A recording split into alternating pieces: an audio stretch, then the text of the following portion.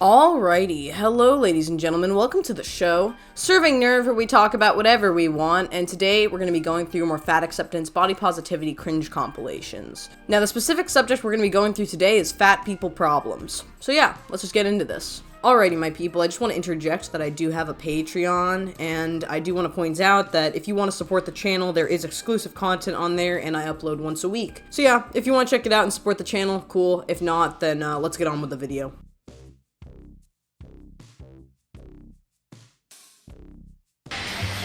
The comments on that video were so positive, so positive. But can you take a second to imagine what the comments would be like if that was a fat person eating a burger on TikTok?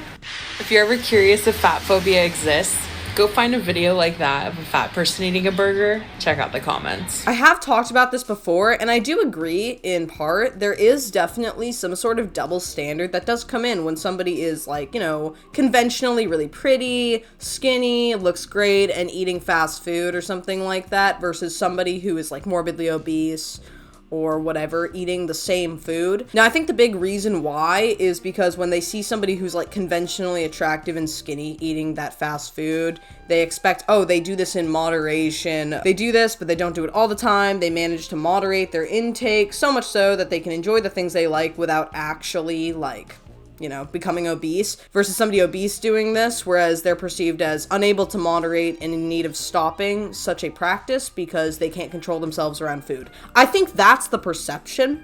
Now, to be fair, there are also people that will take that skinnier girl, that conventionally pretty girl, and they'll say, she has an eating disorder. Yep, that's how, you know, that's how she can get away with eating this food. She does not moderate herself. No, she just, you know, does compensatory behaviors in order to maintain a slim body weight whilst eating this food. And also, it's very common in the mukbang community as well, where people are like, well, you're either fat and you keep the food down, or you're skinny and you don't actually keep the food down, or you're like a normal weight, but you don't always eat the food, and or you don't eat all of the food that you're making because usually there's an excess. So I think it's something to do with that, but I do actually agree with this woman. There is a double standard of some kind, but I think also, you know, it goes both ways in multiple directions, a lot of different directions. So yeah, the comments section might look good, but at the end of the day, somebody might be like, she's got an eating disorder, whatever, you know, she's doing this, she's not eating the food, you know, she must be hiding it, she must be taking a bite and then throwing the whole thing away after, whatever the case is. I think it could be something more like that for somebody who's conventionally pretty or ideally skinny versus somebody who would be obese eating on camera. Either way, I don't really think people should be eating a lot of fast food and a lot of junk food on camera. Like, I think it endorses unhealthy practices, and at the end of the day, it doesn't matter if you're skinny or you're fat, you shouldn't be endorsing eating crap. So, I don't know, man. But I do agree in part. What is something you used to strongly believe in that you no longer believe in at all? That body weight is something you can easily change and control. You can control it. Now the question is how easy or how difficult will it be for you to control it? That depends on a series of variables from like genetics to what you think is healthy and what you don't think is healthy to eat, and also what kinds of diets you go on, and also what diet you have as a consistent dietary intake to control your weight. But the reality is, you can lose weight, you can gain weight, you can make it as easy or as difficult as you want, and at the end of the day, it's your personal decision and also your personal responsibility and obligation for your own health to find something that works for you. Nobody has to do the same diet. Nobody has to be on like some fad or another. Nobody has to be on a fad diet. You don't have to yo-yo diet your whole life. At the end of the day, you have to find a diet that works for you, that you can live with, like a lifestyle, long term. That's what makes a diet stick around, and that's also what allows you to maintain healthy weight loss. Oh look, another random person on TikTok making outrageous claims with no sources to make them feel better about their choices. No, Andrew, I read. You know all those peer-reviewed studies that you never actually read in your sophomore year college class? I read those for my job. And there is a growing body of research on weight and body size that is emerging within the last 5 years that's finding a lot of it is genetically predetermined. I really don't care about the profession that this person has in order for them to justify their claiming of, oh, I read studies and now I'm gonna make these claims. I don't think it's actually useful. If they actually did read consistently and found this, Just because data and literature says it doesn't mean you can't defy it. There are statistical outliers, and statistics don't make or break you. You can literally be whatever you want to be when it comes to your body weight. You can be a normal weight if you want to be. It just takes work and commitment. And I know it sounds like a jerk thing to say, but you know, we all have to do it. Like, we all have to maintain some level of health. I'm not even the kind of person who can maintain what's considered a normal body weight or like a healthy BMI without a little bit of consideration and thought. But the other thing I have to mention is that's just blatantly untrue. Your genetics play a part in how many fat cells you have, how you metabolize things, how your body breaks things down, how fast it burns through calories, etc. But your genetics play a part, diet's a massive factor, and then exercise is also a variable. I wouldn't say it's as big as diet. Diet's the number one thing that makes or breaks you when it comes to losing weight, gaining weight, maintaining a healthy body weight, all of that. But from what I've read, nobody is meant to genetically be obese, morbidly obese, or super morbidly obese without a really inappropriate dietary intake. Doesn't mean you wouldn't be predisposed to maybe being obese if you were exposed to an excess of calories, but you have as much control as anybody else with perfect genetics, and you have just as much of an ability to maintain a healthy body weight as anybody else, because at the end of the day, it's about what you eat. So when I hear people like weaponizing genetics, it's stupid. My family's genetics are cancer, heart disease, heart attacks,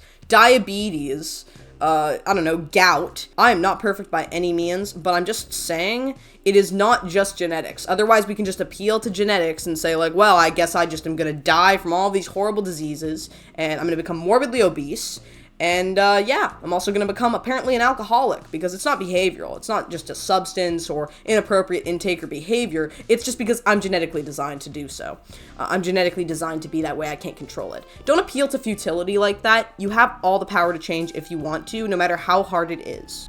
That all it takes is for one little chromosome to get a mutation, and oops, that person puts on weight very easily, or can't put weight on at all. And sure, some of those factors are external, but not nearly as much as the diet industry will lead you to believe. I won't lie, I have not read that much about genetic mutations, but when it comes to genetic mutations, yeah, you can have those affect your body weight in one way or the other, but that still doesn't mean that most morbidly obese people cannot change and lose some weight by adopting a healthier diet and exercise pattern. Like, most people are obese, morbidly obese, and super morbidly obese because they eat crap, they don't exercise, and they don't take care of their bodies. It's not because they've all got magical genetic mutations and it's just their genetics. It's because they eat garbage. And if they stopped, they would be able to lose weight. And this is coming from somebody who has been around the weight spectrum enough to know that it is behavioral and not just genetic, okay? You know, that billion-dollar industry whose primary interest is making sure that you keep hating yourself so you'll keep giving them money. Maybe it's time to shift our narrative. I also have to mention, you don't have to appeal to the diet industry to lose weight and be healthier and exercise. Like, the broccoli board isn't here to control you.